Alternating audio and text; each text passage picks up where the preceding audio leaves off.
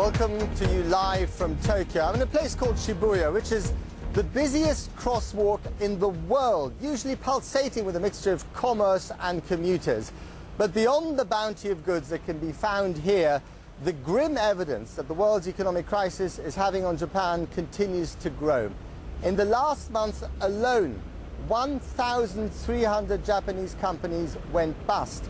Now that brings the total for the last 11 months to 14,000 companies. No industry is immune from this. Companies are trying to do everything they can to survive.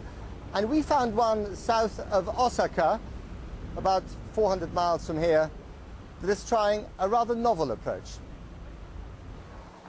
Rush hour in Japan. Behold the grim daily march of the salaryman and woman on their way to work, driven by purpose and haunted by the fear that the job they migrate to is in peril as the economy continues to tank. Companies are having to adapt to new realities, and at the large Nichiya steelworks outside Osaka, they've taken to prayer, amongst other things. This is the head of health and safety. Twice a month he comes to the plant's in-house shrine to beseech the gods. These days he's praying for two things: no accidents and fewer losses. The steel cables languishing in the warehouse next door are a hint of what's gone wrong. This company has just celebrated its 100th birthday. A proud bastion of industry, it is Japan's biggest producer of steel cabling. But with the economy in free fall, the demand for what they produce here has shriveled. Just look at the cable production line. When we visited, one solitary cable was being wound. The place is as cavernous as a cathedral and almost as silent. The only work going on here is purely cosmetic. This huge factory should be teeming with workers, but the management has told virtually everyone here to take the whole month of March off. As a result of the economic crisis, the orders here have simply been depleted, and this company is having to reinvent itself in a way which you simply couldn't imagine. Next stop, the brand new top-secret wing of Nichiya Steel. Slippers are a must here. My trusted guide is Mr. Sato, a metals expert who's been tasked with thinking out of the box to save the firm. This is very space age here. Okay, it's a very elaborate procedure here. Got a zip up. And then, so we have to put this on.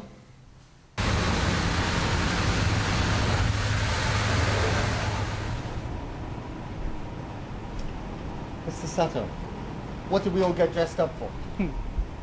私たちはここでレタスを作っています。 That. Lettuce. レタス。 Lettuce. As in salad. The futuristic greens are grown in trays of only water, blasted by artificial sunlight, and wrapped by the ladies in the pink biohazard seats.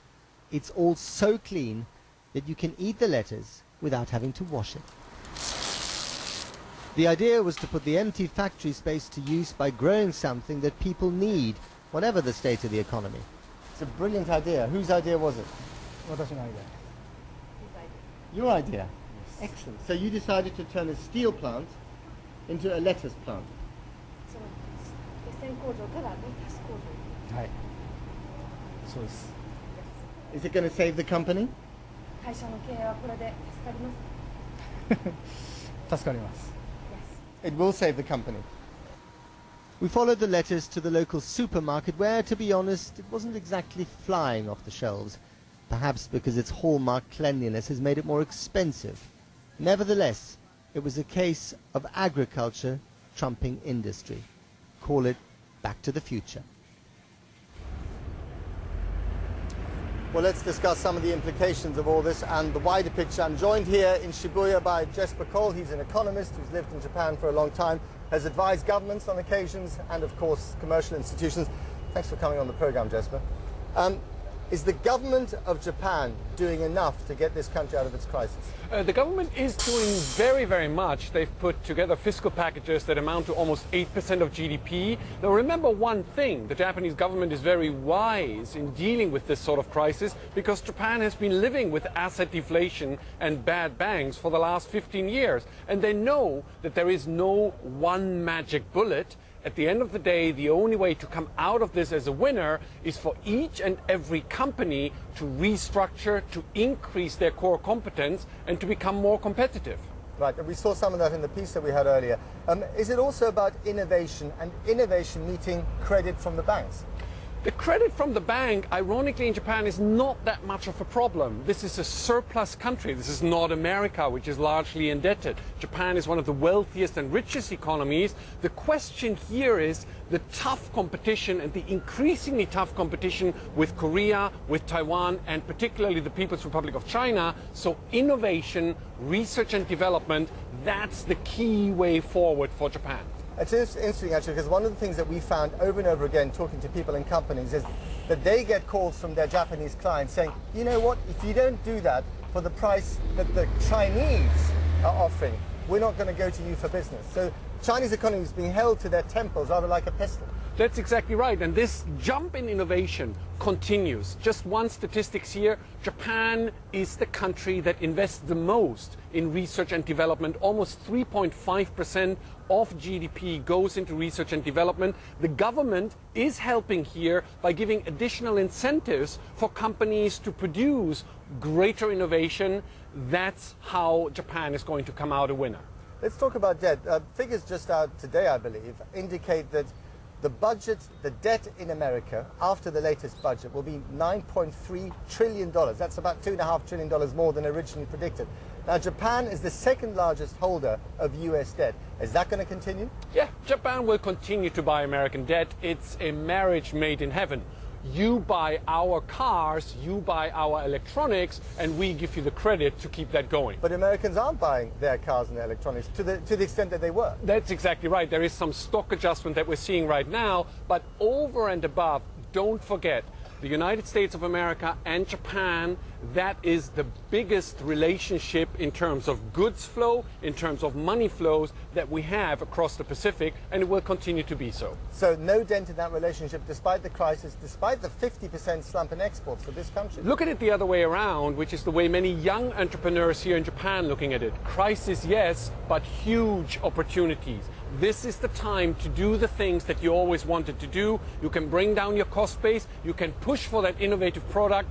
All of a sudden, the Japanese entrepreneurs become very gutsy, and we've seen that very soon. It's a beautiful Saturday morning. You have ended on a positive note. For that, thank you very much. Jess McCall, thanks for coming on the program. Well, I'll be back later in the program with more from here in Japan. I'll be looking at why the bullet train is not only the envy of the world, but also the envy of a man called Barack Obama, who wants to have one in America.